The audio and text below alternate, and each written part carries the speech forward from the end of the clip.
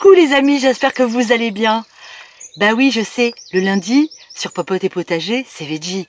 Aujourd'hui, on va pas faire une recette végétarienne, parce que le jardin a besoin de soins. On est en pleine plantation, en pleine réflexion pour ce qui nous concerne, et du coup, le potager nous prend beaucoup de temps en ce moment. Mais on va rester quand même dans le thème, puisque l'idée aujourd'hui, c'est de vous dire simplement que pour manger végétarien, il faut faire pousser ses légumes. Et pour faire pousser ses légumes, il faut faire des semis.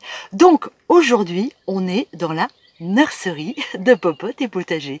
Alors la nurserie, c'est une serre que moi, j'avais déjà dans l'autre jardin. Celle-ci est assez petite. Elle fait environ 6 mètres carrés.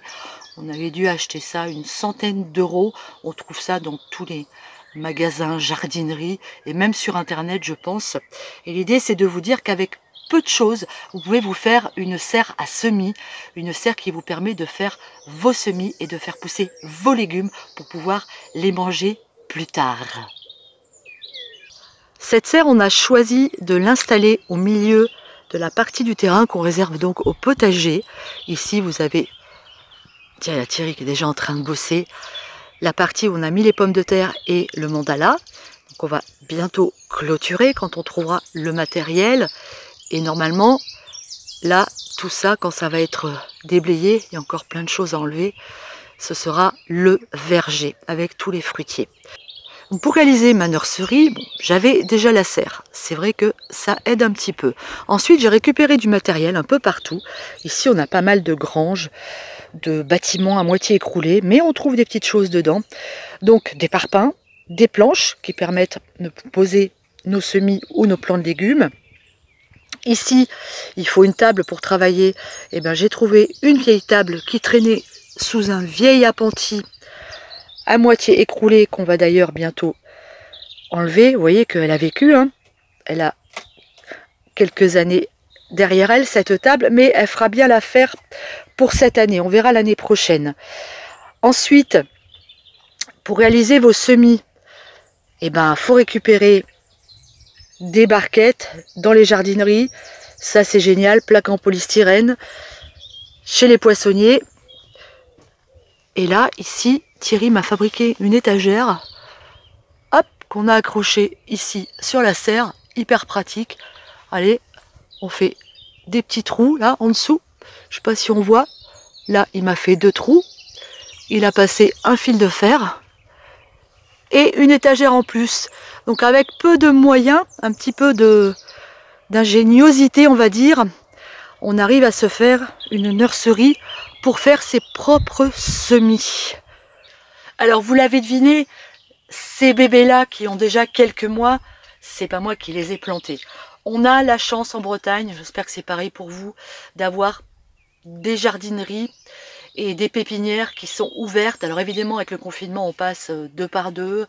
Ça prend beaucoup plus de temps, mais on y consacre le temps qu'il faut. On veut absolument planter tous les légumes qu'on voulait avoir au jardin dès cette année. Alors cette année, on plante un petit peu ce qu'on trouve. Ce ne sont pas forcément que des légumes bio, pas forcément des légumes dont on pourra récupérer les graines, mais on voulait avoir vraiment tous les légumes. Ces bébés-là, on va commencer à les planter maintenant, rapidement. On est mi-avril, il est temps.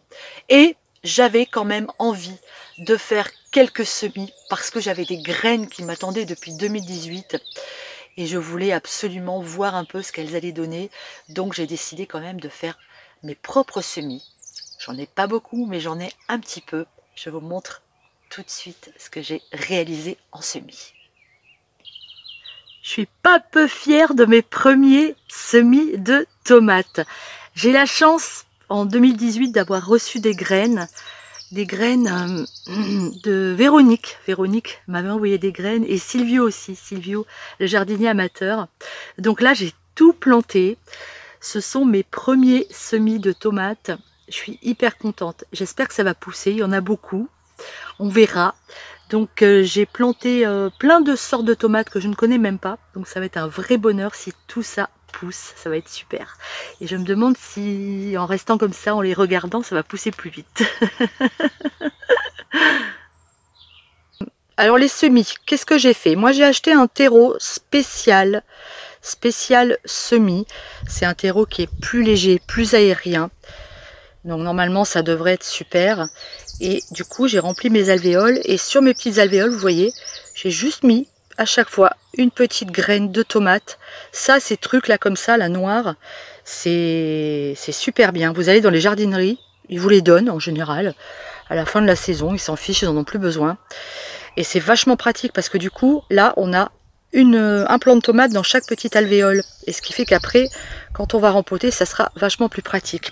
Alors, moi, j'ai semé plein de sortes de tomates différentes. Ici, c'était la tomate de Silvio, la Big Steak. Je ne sais pas si c'est le nom qu'elle a vraiment, mais c'est des tomates énormes. On a de la Blue Beauty, de la tomate ananas, de la Délice d'Or, de la Nuit Australe, la Ponderosa Pink, de la Grégory, de l'Ida Gold et ici de la Noire de Crimée. C'est top, top, top. On va terminer nos semis de tomates. Alors du coup, je vais remettre comme ça un petit peu de terreau par-dessus, histoire de recouvrir mes graines. Il fait une chaleur déjà dans la serre là, c'est fou. Hop. Et l'idée pour moi, elle est de faire les plants que je vais faire cette année, je vais tous les faire de la même façon. Puisqu'on est déjà quand même presque mi-avril. Et puis on verra l'année prochaine si on a récupéré des graines, si on fait autrement. Ok. Et puis une fois qu'on a fait ça, voilà.